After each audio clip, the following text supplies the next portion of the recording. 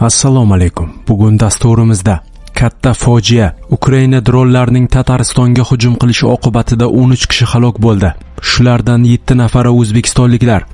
Eron mochtabi Xomaney aks etgan ilk videoni e'lon qildi. Netanyahu Trampning G'azo bo'yicha rejasini rad etdi. Eronda xavfsizlik kengashi rahbari o'zgardi. Bu nimani anglatadi? Katta fojia. Ukraina dronlarining Tataristonga hujum qilishi oqibatida 13 kishi halok bo'ldi. Shulardan 7 nafari o'zbekistonliklar. Ukraina dronlari 10 avgust kuni ertalab Tataristonga hujum qildi. Oqibatda Nijnikamsk shahrida 13 kishi halok bo'ldi. Bu haqda Tatariston rahbari Rustam Minnikhanovga tayanib Meduza xabar berdi. Ma'lumotlarga ko'ra 75 kishi tibbiy yordam so'rab murojaat qilgan. Ulardan 21 nafari kasalxonaga o'tkazilgan. Rasmiylar ishlab chiqarish va fuqarolik obyektlari hujumga uchraganini ma'lum qilgan, biroq boshqa tafsilotlarni keltirmagan. Tataristonda qurbonlar xotirasiga motam e'lon qilingan. Rossiya terakt bo'yicha ish qo'zg'atgan. Mahalliy nashrlarda qurbonlar orasida O'zbekiston va Tojikiston fuqarolari ham borligi haqida aytilgandi. Ko'p o'tmay O'zbekistonning Qozon shahridagi bosh konsulxonasi qurbonlardan 7 nafari o'zbekistonliklar ekanini ma'lum qildi. Bosh konsulxona halok bo'lgan fuqarolarning oila a'zolari va yaqinlariga chuqur hamdardlik bildirib, vafot etganlarning jasadlarini sud tibbiy ekspertiza va zarur rasmiy jarayonlar yakunlanganidan so'ng vatanga qaytarish bo'yicha tegishli ishlar amalga oshirilishini ma'lum qilgan. Hozirda jabrlangan o'nlab kishilar orasida O'zbekiston fuqarolari ham borligi bo'yicha ma'lumot berilmadi. Shuningdek, O'zbekiston fuqarolari aynan qayerda va qanday holatda halok bo'lganiga aniqlik kiritilmagan. Nijnikamsk meri Radmir Belyayev halok bo'lganlar orasida bola ham borligini aytdi. Uning so'zlariga ko'ra, dronlar nafaqat sanoat obyektlariga, balki turar joy sektorlariga ham zarba bergan. Hujum oqibatida Nijnikamsk neftni qayta ishlash zavodida yong'in chiqqan. Ukraina qurolli kuchlari bosh shtabi dronlar Taneko neftni qayta ishlash zavodiga zarba berganini ma'lum qildi. Boshqa tafsilotlar keltirilmadi. Rossiya Mudofaa vazirligi esa tunda 16 ta hudud, jumladan Tatariston hamda anneksiya qilingan Qrim ustida Ukrainaning 456 ta droni yo'q qilinganini bildirdi. Rostov viloyati ustida bir kechada 70 dan ortiq, Kaluga viloyatida esa 16 ta dron urib tushirilgan. Jabrlanganlar va vayronagarchiliklar haqida ma'lumot berilmagan. Bosib olingan Sevastopolda dronlarning parchalari qulashi oqibatida Anjer plaj yaqinidagi o'rmonda yong'in chiqqan. Plajdagi kempingda dam olayotgan odamlar evakuatsiya qilingan. Eron mochtabi Xomaney aks etgan ilk videoni e'lon qildi. Eronda mamlakat oliy rahnamosi mochtabi Xomaney aks etgan video e'lon qilindi. Tasvir Mehr axborot agentligi tomonidan tarqatildi. 8 avgust kuni e'lon qilingan videoda mochtabi Xomaneyning bir guruh shaxslar bilan suhbatlashayotgani aks etgan. Biroq video qachon va qayerda suratga olingani, shuningdek kadrdagi odamlarning shaxsiga aniqlik kiritilmagan. Ushbu video mochtabi Xomaneyning salomatligi borasidagi turli taxminlarni rad etish maqsadida e'lon qilingan bo'lishi mumkin.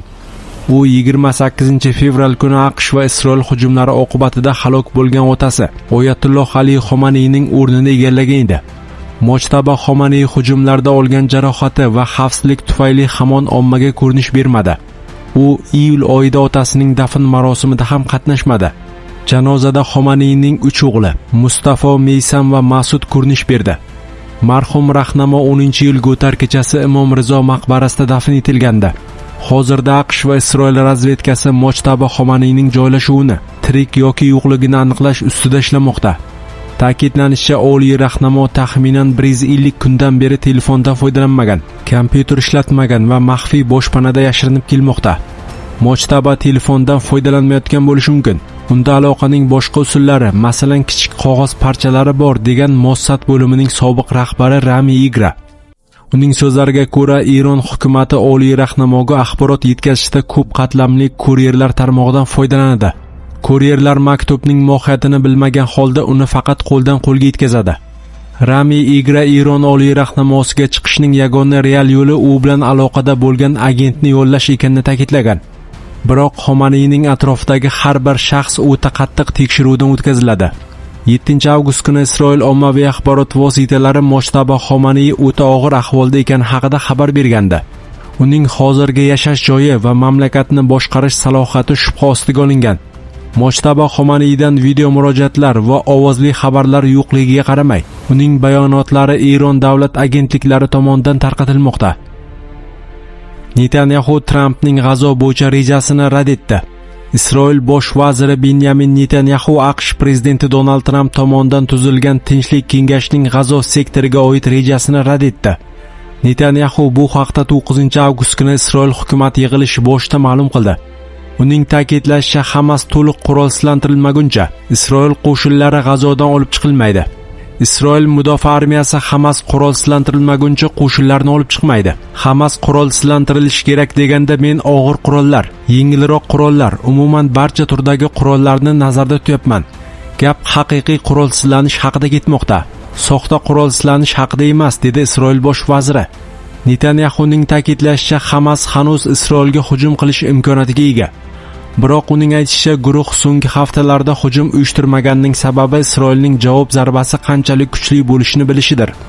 Netanyahu Donald Trampni va AQSh bilan Eronning yadro quroliga ega bo'lishiga yo'l qo'ymaslik borasidagi tarixiy hamkorlikni yuqori baholashini ham ta'kidladi. Kelishuv bo'ladimi yoki yo'qmi, men bosh vazir ekanman, Eron yadro quroliga ega bo'lmaydi, dedi u. Netanyahu Isroil xavfsizligini ta'minlash uchun zarur bo'lgan choralarni ko'rishni va kerak bo'lsa hatto eng yaqin ittifoqchilari bilan kelishmovchilikka borishga ham tayyorligini bildirdi. Uning bu bayonotlari Isroilda muddatidan oldin parlament saylovlari yaqinlashayotgan bir paytda yangramoqda. Saylovlar 27-oktyabrdan kechiktirmay o'tkazilishi kerak. Eronda xavfsizlik kengashi rahbari o'zgardi. Eron Hormuz bo'g'ozi orqali yuk tashish bo'yicha muzokaralar olib borilayotgan paytda Milliy xavfsizlik oliy kengashi rahbarini o'zgartirdi. Muhammad Bog'ir Zoldag'ir 24-mart kuni havo hujumlari oqibatida o'lgan Ali Larijoniy o'rniga Milliy xavfsizlik kengashi rahbari lavozimini egallaganda, u 5 oy o'tib 9-avgust kuni bu lavozimdan chetlatildi. Endilikda uning o'rnini Eron oliy rahnamosi Mojtaba Xomaniyning siyosiy masalalar bo'yicha maslahatchisi Muhsin Rizoiy egallaydi. U avvalroq Eron-Iroq urushi davrida Islom inqilobi qo'riqchilari korpusi bosh qo'mondoni lavozimida ishlagan. Xavfsizlik kengashi yuqori martabali fuqarolik va harbiy mulozimlarni o'z ichiga oladi. U Eronning AQShga qarshi siyosatini belgilashda hal qiluvchi rol o'ynaydi. Eron xavfsizlik masalalari bo'yicha Berlinda faoliyat yurituvchi ekspert Hamid Rizo Aziziy aytishicha, Rizoiyning tayinlanishi bir necha sabablarga ko'ra muhim ahamiyatga ega. Birinchi navbatda bu xavfsizlik rahbarlari hokimiyatni yangi avlodga topshirish o'rniga o'z mavqelarini yanada mustahkamlayotganidan dalolat beradi. Rizoiy qariyb 40 yil davomida Eron harbiy va siyosiy doiralarining eng yuqori bo'g'inlarida ishlagan.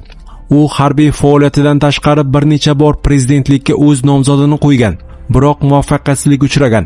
Ushbu tayinlov AQSh bilan muzokaralarga boshchilik qilayotgan Muhammad Bog'ir G'olibovning ta'sirini muvozanatlashtirishga qaratilgan harakatdir.